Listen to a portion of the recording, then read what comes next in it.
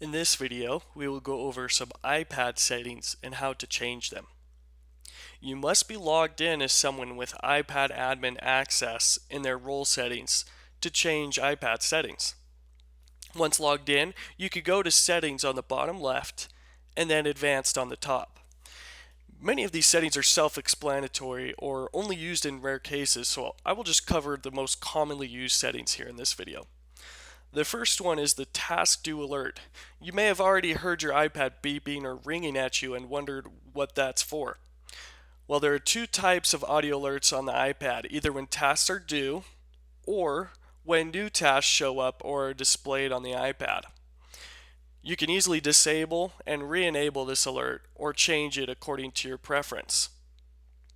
For that task due alert, you can actually set a window for how many minutes before the tasks are due, and then that's when the alert will go off.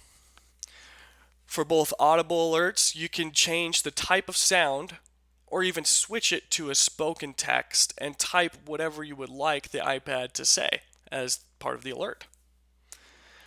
Note that these alerts will be the same for every list or form that displays in Jolt. Variable alerts set to different lists or tasks is a feature that isn't out yet, but is coming in the future, so stay tuned. Another common setting that you might want to change if you are using the Jolt time clock is the ability to turn off the picture taking requirement for clocking in and out on Jolt, or just taking off the face detection, which actually requires a face to be in the frame before it will take a picture.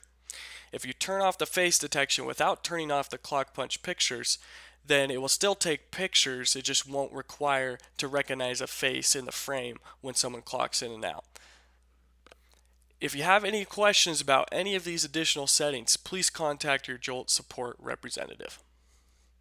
Next, let's head to the About section, where you can see details that may be helpful if you are doing any troubleshooting. A Jolt customer success representative may ask you to navigate here if you're having any issues. The most common thing to look at here is what app version you're on, as you may need to update. The printers section shows what printers you are connected to.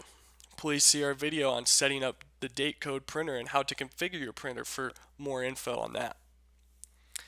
Those are the most common uses for the settings sections on the Jolt iPad app.